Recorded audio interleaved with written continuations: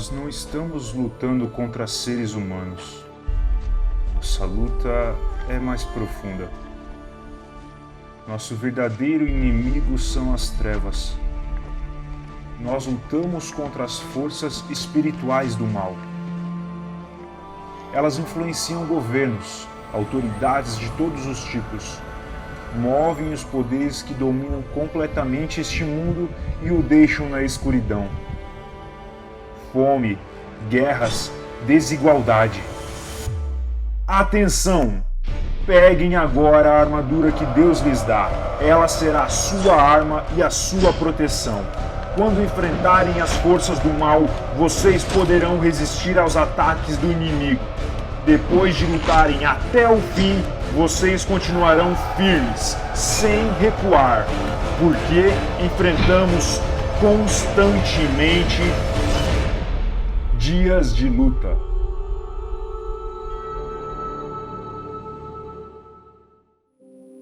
Capítulo 3 de Juízes, versículo 12, diz assim: tornaram os filhos de Israel a fazer o que era mal aos olhos do Senhor. Então o Senhor fortaleceu Eglon, rei dos Moabitas, contra Israel, porque os israelitas tinham feito o que era mal aos olhos do Senhor. E ajuntou consigo os filhos de Amon e os amalequitas, e foi e feriu Israel, tomando as cidades das palmeiras.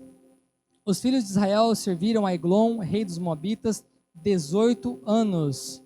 Então os filhos de Israel clamaram ao Senhor, e o Senhor levantou-lhes um libertador, Eude, filho de Gera, benjamita, homem canhoto. Por intermédio deles, os filhos de Israel enviaram tributo a Eglon, rei dos Moabitas. Ora, Eude fez uma espada de 2 gumes, do comprimento de 1 côvado, cingiu debaixo de suas roupas a colcha direita. Apresentou o tributo a Eglon, rei dos Moabitas, que era muito gordo. Acabando Eude de entregar o tributo, despediu a gente que o trouxera, voltou, porém, do lugar de onde estavam as imagens de escultura que estavam a pé de Gilgal, e disse: tenho uma palavra secreta para ti, ó rei. O qual disse: cala-te. Então todos os que lhe assistiram saíam de sua presença. Eude entrou numa sala de verão que o rei tinha para si, onde estava sentado, e disse: tenho para ti uma palavra de Deus. E Eglon levantou-se da cadeira. Então Eude, estendendo a mão esquerda, puxou a espada sobre a coxa direita e cravou em seu ventre, de tal maneira que entrou também o cabo com a lâmina. Eude não tirou a espada do ventre, e a gordura se fechou sobre ela. Então Eude, saindo do pórtico, fechou atrás de si as portas do quarto e as trancou. Tendo ele saído, vieram os servos do rei e encontraram as portas da sala de verão trancadas. E disseram: sem dúvida ele está fazendo suas necessidades na sala de verão. Esperaram até ficarem alarmados, como ele não abria a porta da sala. Então tomaram a chave, abriram e viram seu senhor morto, caído no chão. Eude escapou enquanto ele se demorava, e tendo passado pelas imagens de escultura, foi para Seirá. Entrando ele, tocou a trombeta na região montanhosa de Efraim, e os filhos de Israel desceram com ele das montanhas, indo ele à frente. Ordenou-lhes: segui-me, pois o Senhor vos entregou nas mãos vossos inimigos, os moabitas. Desceram após ele e tomaram os vales do Jordão contra os moabitas, e a nenhum deles deixaram passar. Nessa ocasião mataram dos moabitas uns 10.000 homens, todos robustos e valentes. Não escapou nenhum. Assim foi subjugado Moabe naquele dia sob o poder de Israel, e a terra teve sossego por 80 anos. E pulando um pouquinho ali no 4:1,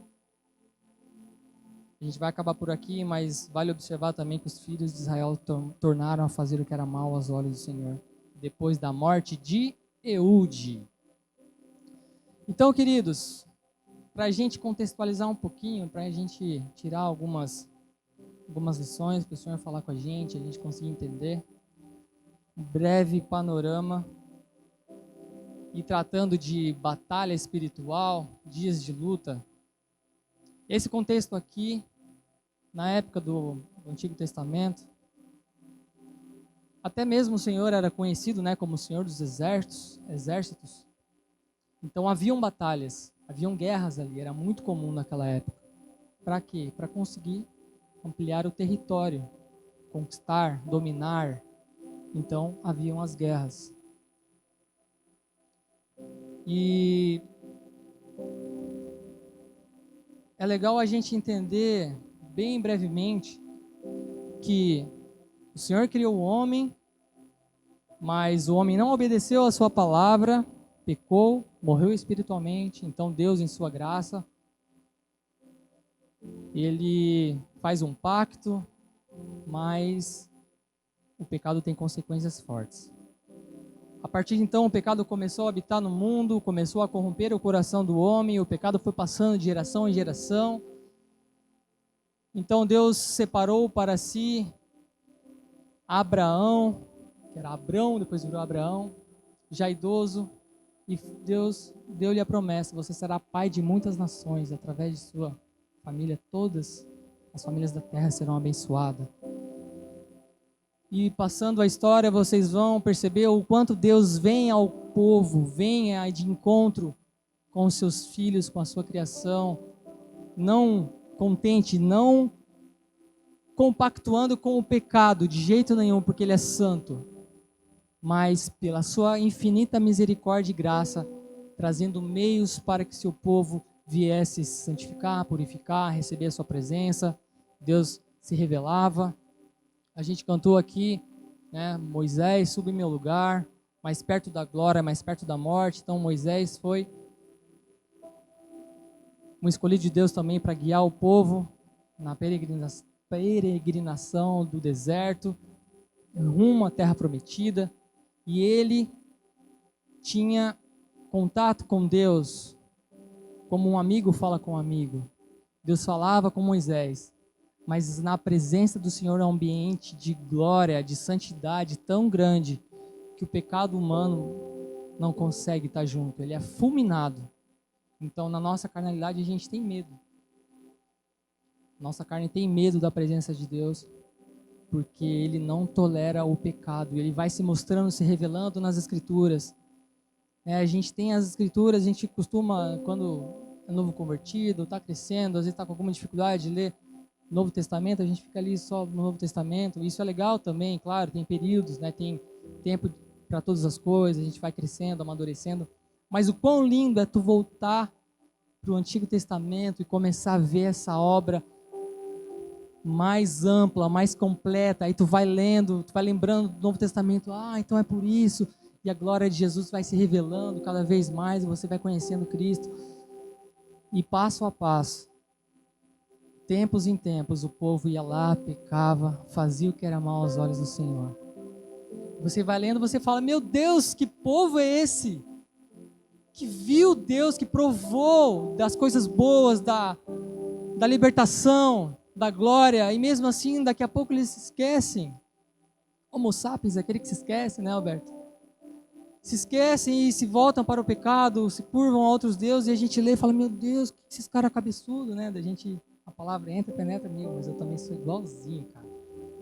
Pequei ontem, tô pecando hoje, tô até julgando os caras aqui, mas eu sou pior. Então a gente vai vendo esse passo a passo de Deus se manifestando com sua graça, glória, sua santidade, que Ele não compactua com o pecado, mas Ele deseja expressar a sua glória no seu povo. Então Ele vem com misericórdia e dá meios para que Ele possa se revelar, entrar em contato conosco. Tem os rituais, os sacrifícios, tudo apontando para Cristo. Quão linda é a Escritura, a palavra do Senhor, por onde o Espírito Santo se revela a nós, onde nós entendemos e vamos aprendendo o caráter de Deus, os seus atributos, tua bondade, tua fidelidade, o quanto Deus é misericordioso. Mas mesmo no Velho Testamento, João, sim, Deus sempre se mostrou bondoso, gracioso, misericordioso. E mesmo com os rituais, para que o povo experimentasse da presença do Senhor, purificação de pecados, a gente sabe que nenhum sacrifício humano é capaz, o animal é capaz de eliminar completamente o pecado, tudo isso apontando para Cristo, verdadeiro, glorioso, perfeito sacrifício, a qual somos perdoados completamente. E se revelando nas Escrituras, aqui no Antigo Testamento, bem brevemente, quero ler com vocês um pouquinho para trás. Quem tiver a Bíblia física ali, volta umas 3 páginas, 2 páginas. Josué 23, para a gente entender então. O primeiro versículo que a gente leu, voltou a fazer o que era mal aos olhos do Senhor. Como assim? O que eles fizeram de mal? Então, para a gente começar a discorrer nesse texto. Lá em Josué no 23, a partir do 3, olha só. Vós tendes visto tudo o que o Senhor, Josué falando já, no final de sua vida para o seu povo, vós tendes visto tudo o que o Senhor vosso Deus fez a todas essas nações por causa de vós. É o Senhor, o vosso Deus, que tem pelejado por vós. É o Senhor, o vosso Deus, que tem pelejado por vós. Vede que vos repartir por sorte estas nações que restam para serem herança das vossas tribos, com todas as nações que tenho eliminado desde o Jordão até o mar grande para o ocidente. O Senhor, o vosso Deus, expulsará diante de vós, e possuireis a sua terra, como o Senhor, o vosso Deus, vos prometeu. Esforçai-vos muito para guardar e cumprir tudo o que está escrito no livro de Moisés. Esforça muito para obedecer e cumprir tudo o que está escrito no livro de Moisés. Pode continuar aqui, um breve link. Então, no livro de Moisés, no final já do seu livro, Deuteronômio 20, do 16 ao 18, olha só, que ali Moisés já fala ali, Deus falando. Das cidades dessas nações que o Senhor teu Deus te dá em herança, porém, nada que respire deixarás com vida. Então, o povo acabou de entrar na terra prometida, só que haviam povos ali, habitando, morando, vivendo. Então, foi lançada as sortes de qual tribo ia para qual região, só que tinha moradores ali. Então, eles precisavam entrar, guerrear, possuir. E o que Deus fala? Nada que respira deixarás com vida. Antes, a destruirás totalmente os heteus, os amorreus, cananeus, os ferezeus, os heveus, os jebuseus, como o Senhor, o teu Deus, te mandou, para que não vos ensinem a imitar as abominações que fazem em honra a seus deuses, e venhas a pecar contra o Senhor vosso Deus. Então Deus já falou ali, cara, tudo que existir, mata. Não se mistura com esse povo. Continuando em Josué 23, então, não vos aparteis nem para a direita nem para a esquerda, não vos mistureis com estas nações. Pessoal, estou lendo aqui só essa parte que é para dar esse panorama, tá? Mas vem comigo aqui. Não fareis menção dos nomes de seus deuses, não invocareis vossos juramentos, não servireis, não vos inclinareis a ele. Ao Senhor, o vosso Deus, porém, vos achegareis, como fizestes até o dia de hoje. O Senhor expulsou diante de vós grandes e numerosas nações. Quanto a vós outros, ninguém vos resistiu até o dia de hoje. Um homem só, olha só, um homem dentre vós perseguirá a 1000. Por quê? Porque ele é forte? Não, porque o Senhor, o vosso Deus, é quem peleja por vós, como já vos prometeu. Portanto, guardai com cuidado a vossa alma, para amardes ao Senhor o vosso coração, o vosso Deus. Amar a Deus sobre todas as coisas, lembram? Se, porém, de alguma maneira vos desviardes e vos achegardes ao resto das nações que ficaram entre vós, e com elas vos aparentar, vos misturar com elas, e elas convosco, sabeis certamente que o Senhor vosso Deus não continuará a expulsar estas nações diante de vós. Pelo contrário, elas serão por laço de rede, açoite às vossas ilhargas e espinhos aos vossos olhos, até que morrais nessa boa terra que o Senhor vos deu. Ora, vou hoje pelo caminho de toda a terra, vós bem sabeis, de todo o vosso coração, de toda a vossa alma, que nenhuma só palavra, olha só, nenhuma só palavra, que glória é isso, caiu de todas as boas coisas que o Senhor, o vosso Deus, falou, ou seja, Ele é fiel para cumprir a sua palavra. Todas sobrevieram, nenhuma delas falhou, aleluia. Mas no 15, olha só, nem tudo é só rosas, assim, porém, como sobre vós vieram todas essas boas coisas que o Senhor vosso Deus vos disse, da mesma forma trará o Senhor sobre vós aquelas coisas, mas coisas até vos destruir sobre a boa terra que vos deu o Senhor vosso Deus. Se violardes a aliança do Senhor vosso Deus que Ele os ordenou, e servis a outros deuses, e a elas vos inclinarem, então a ira do Senhor se acenderá contra vós, e logo perecereis na boa terra que Deus vos deu. Aleluia. Então, a palavra de Deus é séria, Ele disse claramente, ficou muito claro aqui. Não se misture com o povo. Por quê? Havia um povo escolhido que representava a nação santa, a nação separada, a nação escolhida, que Deus soberanamente escolheu para expressar e mostrar que Ele é santo, Ele não se mistura, Ele é uma categoria exclusiva. Então o seu povo é um povo separado, escolhido. Então quem não era o povo de Deus era o povo escravo do pecado, era escravo do império das trevas, né? Paulo diz que ele nos resgatou desse império. Mas eles desobedecem ao Senhor e falam, cara, eles estão aqui, ó, já dominamos eles, vamos deixar, eles vão trabalhar pra gente, vão servir a gente. Acho que não é tudo isso não, acho que não é bem assim, Deus. Cara, Deus não tolera o pecado. Nosso Deus é santo, amém?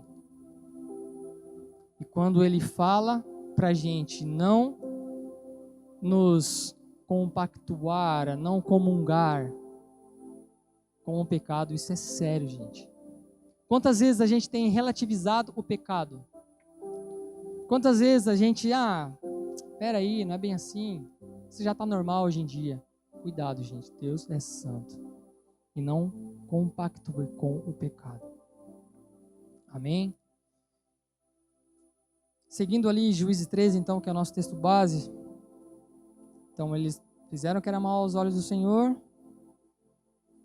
Então, o Senhor fortaleceu Eglon, um rei inimigo, então, como o Senhor falou. Então, eu vou fortalecer o povo, eles vão ser contra vocês. Porque os israelitas tinham feito o que era mal aos olhos do Senhor, ali, pulando para o versículo 13, continuando. Ajuntou consigo os filhos de Amon, fizeram o cerco, né, e os amalequitas, e feriu Israel, tomando as cidades. Então foram escravos dele. O povo se tornou escravo porque desobedeceu a palavra do Senhor. E quando fala que se pecar, certamente morrerá, isso é o que acontece. Ele certamente morrerá. Só que, continuando aqui no versículo 15, olha só que interessante. Então os filhos de Israel fizeram o quê? Clamaram ao Senhor. Então o Senhor levantou-lhes um libertador. Olha que interessante, vem aqui comigo.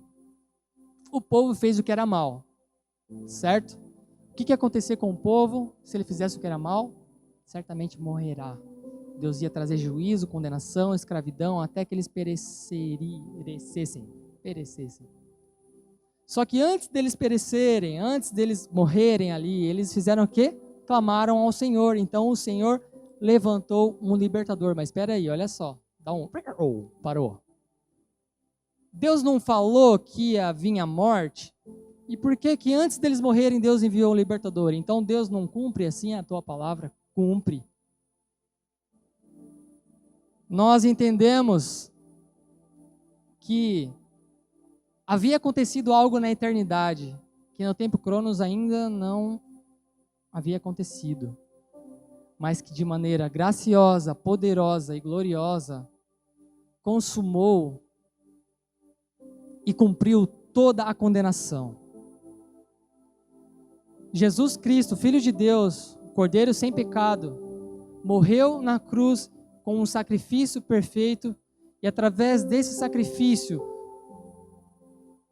toda a culpa, todo o julgamento daqueles que pela fé clamam a Deus, se arrependem, confessam a Ele, então Deus justamente pode perdoar. Deus não é um Deus que não cumpre, Ele cumpre sim. Ele cumpre a condenação em Cristo Jesus. Que graça maravilhosa é essa do nosso Senhor. Então, Eude, filho de Gera, benjamita, homem canhoto, olha que engraçado. Por intermédio dele, os filhos de Israel enviaram tributo a Eglon, rei dos Moabitas. Ora, Eude fez uma espada de 2 gumes, já pegaram a espada de 2 gumes, do comprimento de um côvado e cingiu debaixo de suas roupas a coxa direita.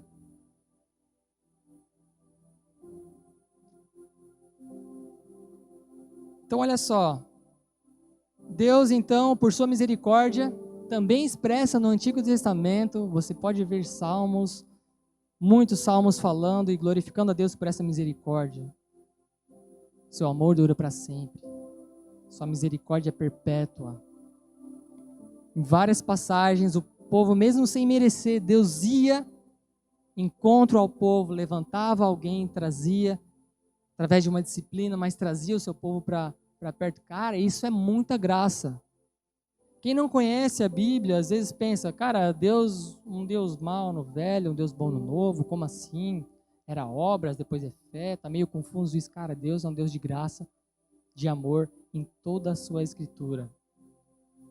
Acontecia assim, pessoas que morriam fulminadas quando pecavam, principalmente no altar, em templos, em ambiente santo, porque Deus falava e mostrava pra gente que Ele não tolera o pecado, mas ainda assim Ele é um Deus bom, um Deus gracioso, misericordioso. E Deus levanta, olha só, um libertador, e a Bíblia fala aqui de um homem canhoto. Cara, como assim homem canhoto? O que tem a ver isso aí? Alguém sabe? Não. Eu não sabia, eu passava batido aqui e deixava rolar o texto. Mas a espada do Espírito é a palavra, né, a palavra rema, a palavra de Deus. Quando a gente medita nela, começa a compreender, então ela vem no nosso espírito. Olha só que engraçado. Esse libertador ali, de uma tribo de Benjamim, uma tribo sem muita relevância, ele era canhoto. Cara, naquele contexto, o comum, normal, era a pessoa ser destra. Né? Então, você lembra de algumas passagens que exaltam isso, né? A destra do Pai, né? A destra do Senhor, a destra. E os canhotos eram discriminados naquela época. Não era bem aceito, porque era contra os padrões. Isso era algo mal visto. E Jesus escolhe o Espírito Santo, né? Deus. Um homem canhoto, cara, como assim? Cara, esse cara aqui na época, ele era o cara mais improvável. Era improvável que Deus escolhesse ele para libertar o povo. E quão improvável é o verdadeiro libertador, nosso Senhor Jesus Cristo, que os judeus esperavam que fosse um rei poderoso, um rei de grande glória, de influência aqui nesse mundo, nessa terra, que viria libertar o seu povo, estabelecer o seu reino aqui na terra. Mas não, cara, foi um homem pobre, um homem simples, de família humilde, um caipira de Nazaré. Pode vir algo bom de Nazaré. Esse Jesus é improvável. Os judeus não botaram fé que, cara, é isso aí mesmo, é esse rei que viria com o reino eterno, o filho de Davi, estabelecer o seu trono eternamente. É esse, não pode ser. E os judeus estão até hoje ali esperando o libertador. Porque Jesus é o libertador improvável, que mesmo sendo humilde, sendo sujeito às leis do Império Romano, sem muita bafafá, sem muitos stories. Ele foi fazendo a vontade do Pai e perfeitamente, sem pecado, cumpriu a vontade de Deus, e Ele é o verdadeiro libertador. Então, o libertador aqui escolhido por Deus tinha um defeito, cara. Alguns canhotos daquela época, de repente, eram pessoas que às vezes tinham até deficiência na mão direita. Ou era cotoquinho, ou era descoordenado mesmo, ou tinha alguma deficiência. Então, Eude tinha esse defeito, cara. Olha só. Era um homem que poderia se sentir abalado, desprezado, desmotivado, mas esse é Joseph, Eude. E é legal porque é através de pessoas improváveis que Deus mostra o seu poder. Cara, você não é perfeito, cara. Você tem defeitos. Eu, por exemplo, para eu ser perfeito só me falta a humildade. Brincadeira, sou cheio de defeito. E eu tinha alguns defeitos, tenho eles ainda, mas eu via esses defeitos antes, muitas vezes, algo que me prendia, algo que me desmotivava, algo que muitas vezes eu murmurei contra o Senhor. Eu falo, Deus, por que eu, Senhor? Por que eu? Por que eu sou assim? Por que eu tenho isso? Deus, por que eu, Jesus? Mas, cara, talvez se não fosse por isso, eu fosse uma pessoa soberba, uma pessoa que não estaria nos caminhos do Senhor. Talvez eu não seria uma pessoa tímida, talvez eu teria me entregado à lascívia. Talvez eu não estaria nos caminhos do Senhor. Porque o nosso Deus é o Deus que transforma o mal em bem.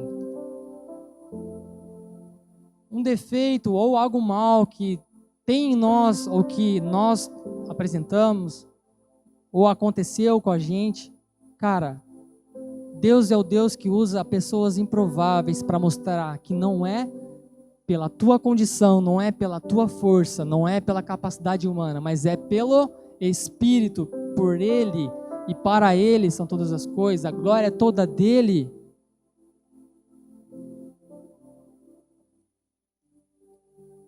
E lembrando, de José do Egito, cara, lá no final de seu livro, então os irmãos já o reconheceram, José já era, o governador, já liderava todo o Egito, e os irmãos dele que vieram para pegar mantimentos com ele, então José se revela a eles, eles falam, me perdoa.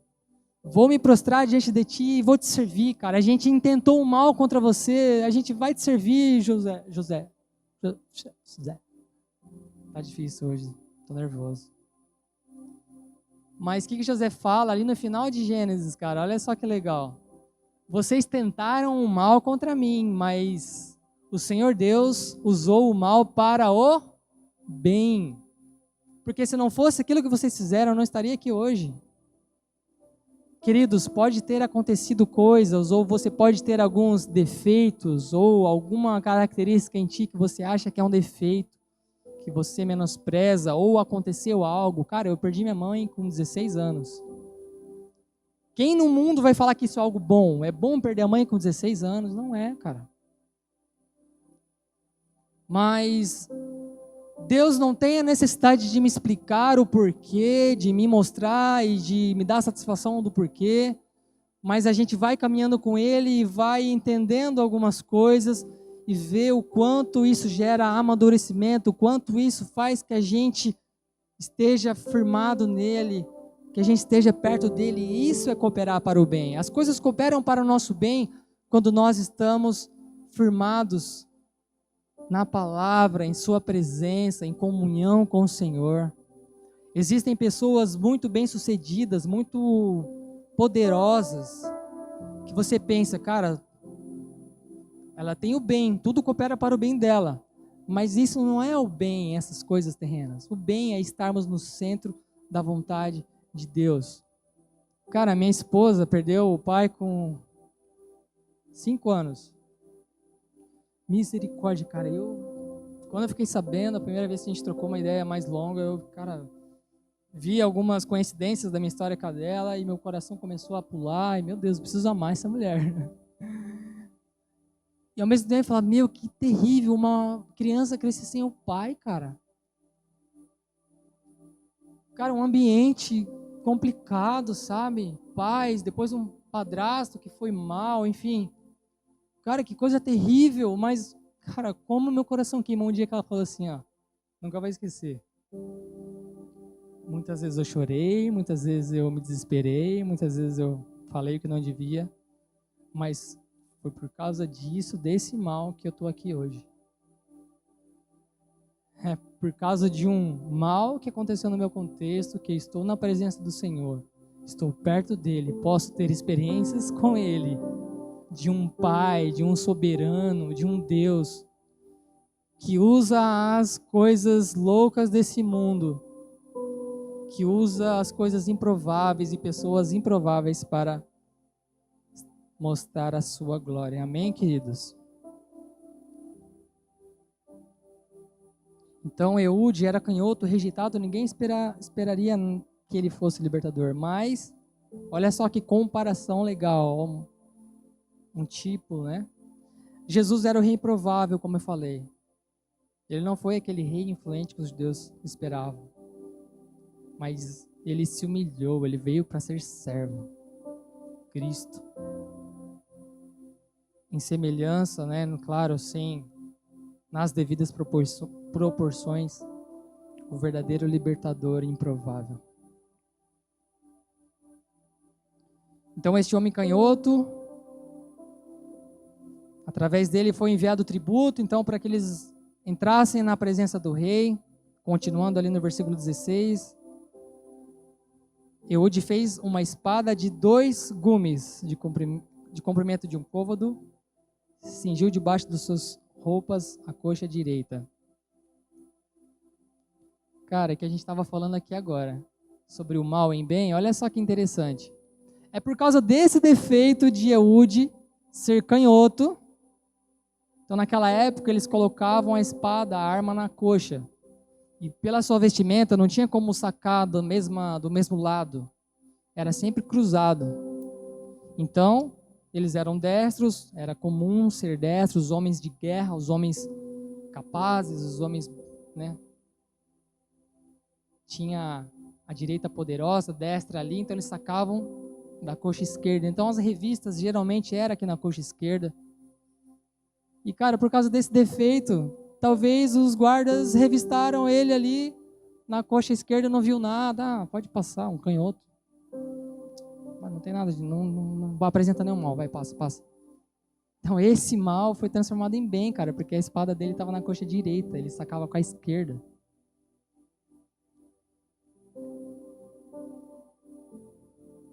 E ele fez uma espada de 2 gumes. A palavra de Deus é muito completa, cara. Muito massa.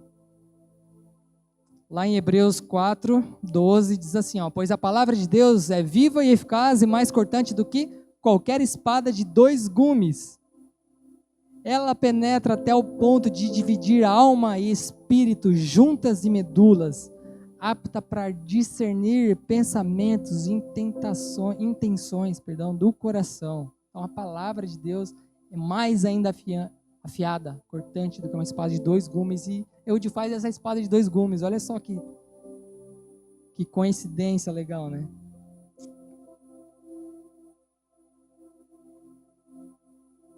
E como a gente está falando de Jesus aqui também, o verdadeiro libertador,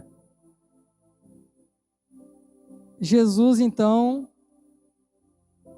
foi tentado no deserto, porque para ele cumprir esse sacrifício perfeito, ele não poderia ter pecado. Se Jesus tivesse, né, então, pessoal aqui, pessoal de faculdade, a gente às vezes escuta, cara, talvez não é bem assim, Jesus tinha um caso com sei lá quem, Jesus pecou sim, não é bem assim. Cara, não vamos relativizar a palavra de Deus. Jesus, para cumprir o sacrifício perfeito, não poderia ter pecado, e ele não pecou, mas ele foi tentado, porque Satanás sabia que se ele pecasse, toda a glória, todo o sacrifício seria anulado. Então, após o batismo, 40 dias no deserto, Satanás foi na veia, cara, vamos combater ali, vamos dar no meio para Jesus cair e acabar com ele. Jesus foi tentado e ele usa o quê? A palavra de Deus. Ele usa a palavra de Deus para aniquilar, para combater de vez o pecado. Lá em Hebreus 12, olha só que massa. Portanto, visto que nós também estamos rodeados de tão grande nuvem de testemunha, não deixemos então todo embaraço e o pecado que tão de perto nos rodeia. Deixemos então o embaraço e todo o pecado que tão de perto nos rodeia. Corramos com perseverança a carreira que está proposta, olhando firmemente para Jesus, autor e consumador da nossa fé, o qual, pela alegria que lhe estava proposta, suportou a cruz, desprezando a afronta, e está assentado à direita do trono de Deus, à direita.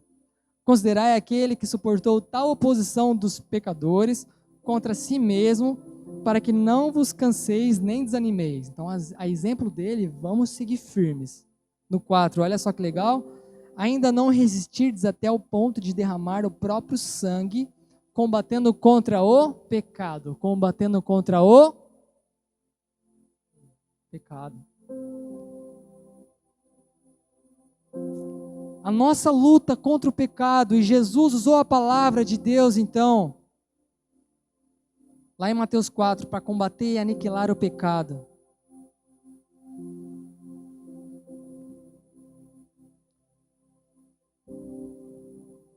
Eude, no versículo 20, dando sequência ali, no 17, ele fala assim, então apresentou tributo ao rei para chegar à presença dele, voltou ao lugar onde estavam e disse para Gilgal, tenho uma palavra secreta para ti. E lá no 20, Eude entrou na sala de verão que o rei tinha para si, onde estava sentado, e disse, tenho para ti uma palavra de Deus. Aquele rei, aquele opressor, aquele que estava escravizando o povo de Deus, Eude chega para ele e fala o quê? Tenho uma palavra de Deus para você, olha só. Pela palavra, pela espada, o rei disse, cala-te, e aí ele frisa, tem a palavra de Deus, então Eglon levantou-se da cadeira, foi em direção a Eude. Então Eude, estendendo a mão esquerda, puxou da espada sobre a coxa direita, o Espírito Santo deixa os detalhes perfeitos aqui para a gente, e cravou em seu ventre. De tal maneira que entrou também o cabo com lâmina, Eude não tirou a espada do ventre e a gordura se fechou sobre ela.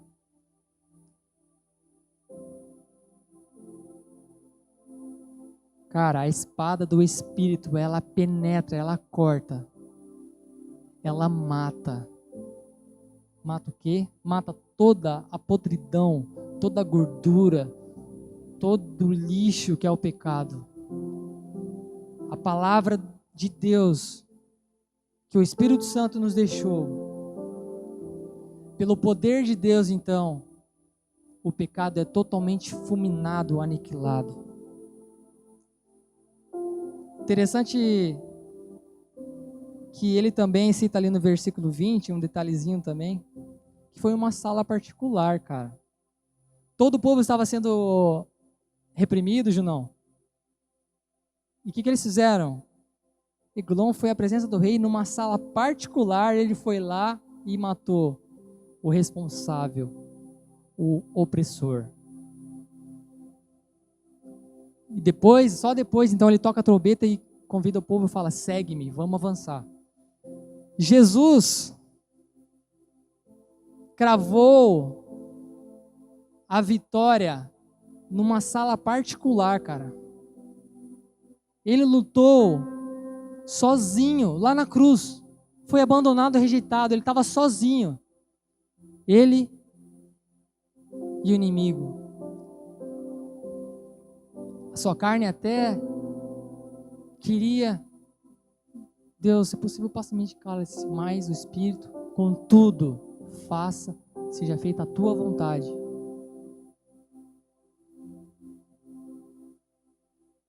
Então Jesus morre completamente. Nós cremos nisso, que ele morreu. Ele não só desmaiou, ele não só teve um sono, mas ele morreu completamente.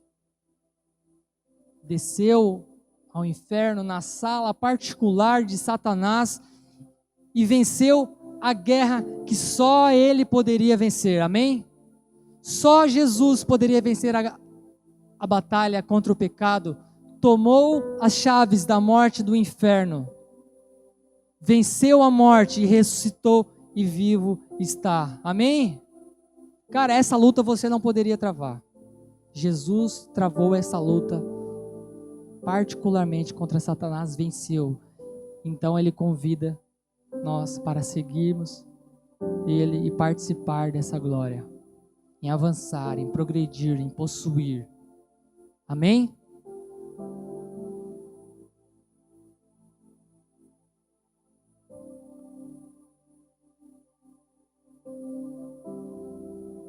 Lá no 26, então, Eude escapou. No 27, ele tocou a trombeta, convidou o povo. Lá no 28, então, ele fala, né? Segui-me, pois o Senhor vos entregou nas mãos os vossos inimigos moabitas. Desceram após ele, tomaram Vals do Jordão, então foram possuir. Nessa ocasião, mataram uns 10 mil homens. Todos robustos e fortes. Cara, talvez esses caras robustos e fortes que o Espírito Santo deixa intencionalmente pra gente, de novo, não é pela nossa força, pela nossa capacidade. Um homem, lembra lá, um homem perseguirá até 1000. Não é pela tua força. Cara, tinha guerras que a gente lê que eles venceram sem lutar, mano.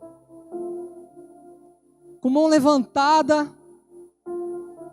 Deus ia lá e por puro milagre derrubava e destruía o povo.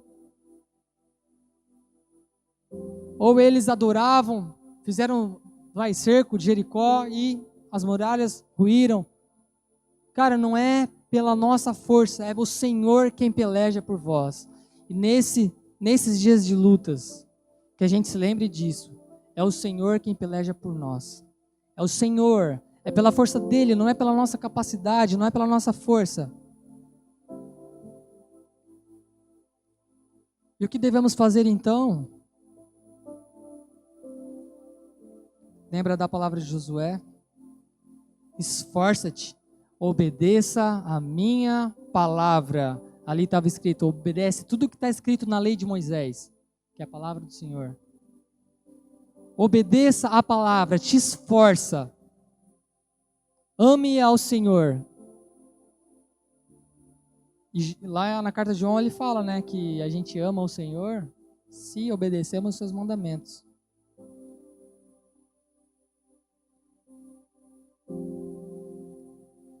Então, obedecendo a Ele, a esta palavra, quando estamos em obediência, nos esforçando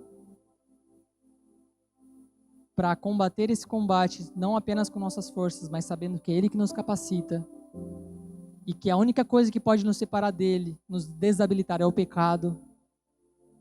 Então, ao obedecer Ele, negando o pecado, nos mantendo forte, aí sim nós progredimos, avançamos para o alvo. É assim que a igreja, agora não em guerras físicas com espadas e armas, vai alcançar territórios, mas espiritualmente a igreja avança, progride. Né? Foi falado do escudo da fé, que um ajudava o outro com o escudo, era algo coletivo. Né? Deus nos dá dons, talentos para o coletivo, como o Alberto pregou semana passada. Da mesma forma aqui, a igreja, ela veio para avançar, progredir e juntos habitar, possuir, como? Pregando a palavra, tomando posse espiritualmente daqueles que já foram comprados pelo sangue de Cristo na cruz. Pela pregação da palavra, pelo evangelho sendo ampliado, nós avançamos e progredimos a santidade do Senhor, nós alcançamos o território e avançamos na vontade do Senhor. E como a gente se fortalece então? Como a gente fulmina então o pecado e avança e progride? Pelo poder do Espírito em sua palavra. A Bíblia por si só, esse objeto aqui, não tem poder nenhum. Se você deixar lá na tua empresa o Salmo aberto, não vai acontecer nada, gente. Porque ela em si não tem poder nenhum, senão seria um ídolo. Mas o que o Espírito Santo diz aqui, estudando ela, orando, porque não é só intelectual, é sobretudo espiritual, buscando essa palavra rema do Senhor para nós, nós então somos fortalecidos, edificados e podemos, além de nos mantermos inabaláveis, nós também progredimos, avançamos, cravando a nossa espada contra o pecado. É interessante que esse pecado aqui, essa arma, melhor dizendo, essa arma que é a espada, muitas vezes a gente não vai usar externamente, não vai usar contra o outro. Muitas das nossas guerras são travadas internamente. Nós devemos usar a palavra, que é a espada do Espírito, e cravar ela em nós mesmos, para que ela corte, penetre, separe tudo o que é carne, mate toda a nossa carne. A palavra do Senhor vai revelar para a gente as intenções, vai revelar para a gente os nossos pecados, nossas fraquezas. É a palavra que vai penetrando e rasgando nós mesmos, a nossa carne. Então, essa palavra vai e mata, crava a nossa carne. E o Senhor é tão poderoso que Ele vem, pelo sangue de Cristo, ressuscita, reaviva o Espírito e nós podemos nos fortalecer em Espírito e progredir nessa batalha, amém?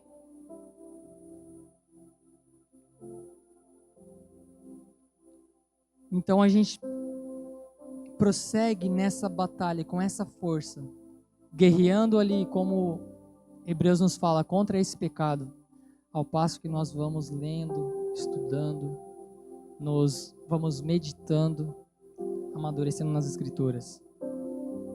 É pelas Escrituras que somos guiados, é pelas Escrituras que somos edificados, é pelas Escrituras que a igreja se baseia para fazer as doutrinas, estabelecer doutrinas, né? A gente vive o mês da Reforma Protestante. Naquela época, a Igreja Católica cria que, com o mesmo nível de autoridade, a Bíblia, o que aqui está dizendo, e o Papa, que era o representante de Deus na Terra, se ele falar, cara, está liberado o casamento homossexual, então Deus liberou. A Igreja Católica acredita que a mesma autoridade, veracidade, infabilidade havia no Papa. Então a igreja começou a cair em ritos, em práticas totalmente abomináveis. E Lutero, os reformadores, então, criou esse conceito, que na época não tinha esse nome, mas então o conceito de sola escritura, que a doutrina de fé, nós devemos ser guiados pela palavra. É pela palavra que a Resgate se baseia, igreja cristã bíblica. É pela palavra que nós, do grupo de louvor, a gente procura pensar no que a gente está cantando, no que está sendo expresso, falado aqui. A gente não quer cantar heresia. A gente se preocupa com isso, em cantar a verdade da palavra, porque a adoração ao Senhor tem que ser verdadeira, tem que condizer com a verdade que é a palavra. Então, até eu perguntei pro Neto semana, Neto, cara, cercado, será que não fala muito do eu, cara? Porque a gente sabe, né, que o louvor é para glorificar Ele, apontando para Ele. Porque a gente tem essa preocupação, queridos. Mas aí o Neto me explicou, deu a visão dele, que eu concordei completamente, né? Então ele fala também que crê que Jesus venceu a morte. E a nossa posição, então, diante da guerra, diante da batalha. Então, cara, a gente se preocupa com o que a gente está cantando aqui, conforme a palavra. Ah, então é só ler a escritura, eu tenho que ler só a palavra? Não. A palavra é cerne para doutrina, para julgar, para ver o que é verdade e o que não é. Deus, Ele continua se revelando por meio de profecias. Deus pode dar sonhos, sim. Deus não está morto. Deus continua falando, mas tudo deve ser julgado pela palavra. Porque se tiver desacordo com a palavra, não foi o Senhor quem falou. Não é a palavra de Deus. E, cara, eu gosto muito quando o apóstolo Paulo, já em final da sua vida, ele escrevendo para Timóteo, fala assim, ó, ele sabia que ia ser condenado à morte.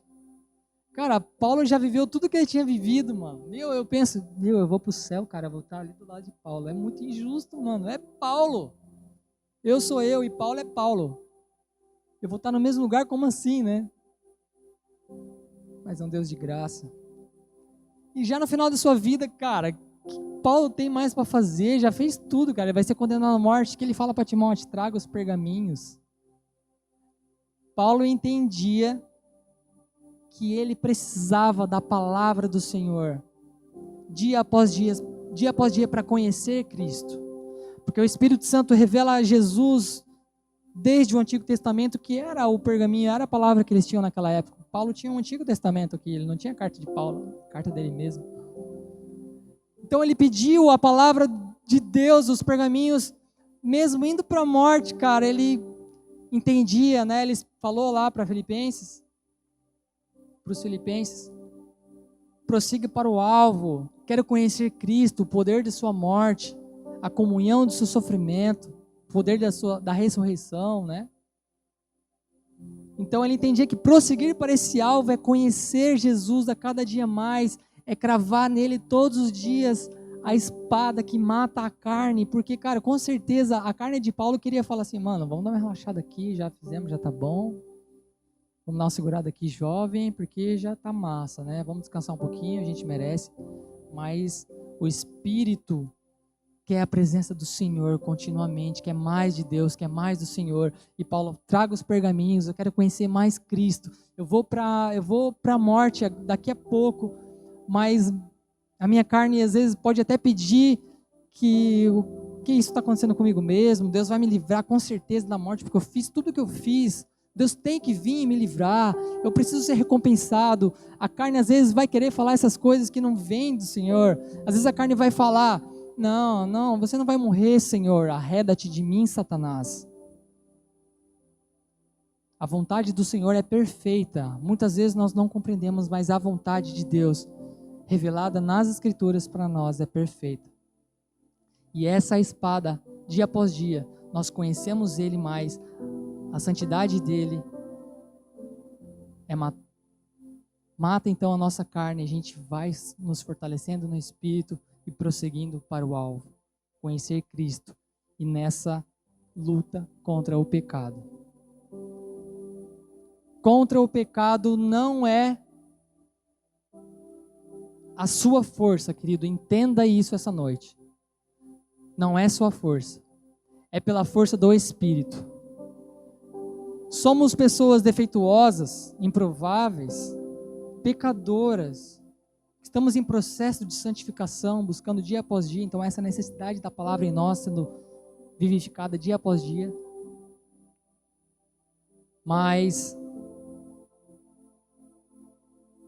o Senhor,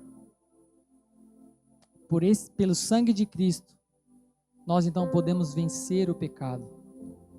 E Ele nos dá soberanamente esses defeitos, essas características, muitas vezes em nós como um espinho, que às vezes a gente fala, Deus, por quê? Deus, tira isso de mim, Pai. Não estou falando pecado, tá? Deus quer aniquilar o pecado. Espinho da carne não é um pecado que você vai continuar estimando ele, não. Mas são fraquezas presentes em nós para que a gente não tenha essa soberba de saber, cara, eu já venci, eu já venci isso, tá tudo certo. Então não preciso mais tanto me fortalecer, não preciso mais fazer meu devocional todos os dias, estou tranquilo, porque eu já estou forte, já superei. Só uma olhadinha, não dá nada, já venci. É só uma mentirinha aqui, mas, cara, não tem nada demais. É só uma comunhão aqui. Não preciso cortar completamente os laços. Não. Até vou usar em meu favor depois. Cara, não relativiza a palavra do Senhor. E não acredite nas tuas forças. Não acredite nas tuas forças, porque é o Senhor quem peleja por vós. E as suas forças carnais, naturais, que são pequenas, são falhas, essas características nós cravamos com a palavra. Ela penetra em nós, somos vivificados, transformados pelo Espírito Santo, através do sangue de Cristo. Já queria chamar a banda. Daqui a pouco a gente vai cantar mais uma vez Cercado, Neto. Não fala só do eu. E para concluir, espero que tenha ficado claro que Cristo Jesus venceu de uma vez por todas a guerra. Pelo sangue de Cristo, pela sua morte, pelo poder da ressurreição, ele venceu todo o domínio das trevas. E basta então nós clamarmos a Ele, nos arrependermos a Ele, para que a gente seja totalmente perdoado. Totalmente perdoado. Não virá sobre ti nenhuma culpa, nenhuma condenação há, porque Cristo, se você pela fé entende isso e clama a Ele por misericórdia, Ele anula, Ele cumpre todo o pecado e te dá uma nova vida. Queridos, não importa o que você fez, não importa o seu defeito, não importa o quão improvável você seja, não importa as circunstâncias que você tem vivido ou já passou. Creia que o poder de Deus, ele se revela na nossa fraqueza e é por ele, através dele, meditando na palavra, conhecendo ele a cada dia, que nós venceremos o pecado, nós prosseguiremos para o alvo, para a honra e glória dele. Amém? Pura graça do nosso Senhor Jesus Cristo. Ele travou essa guerra particular. Queria chamar o Junão para estar orando com vocês.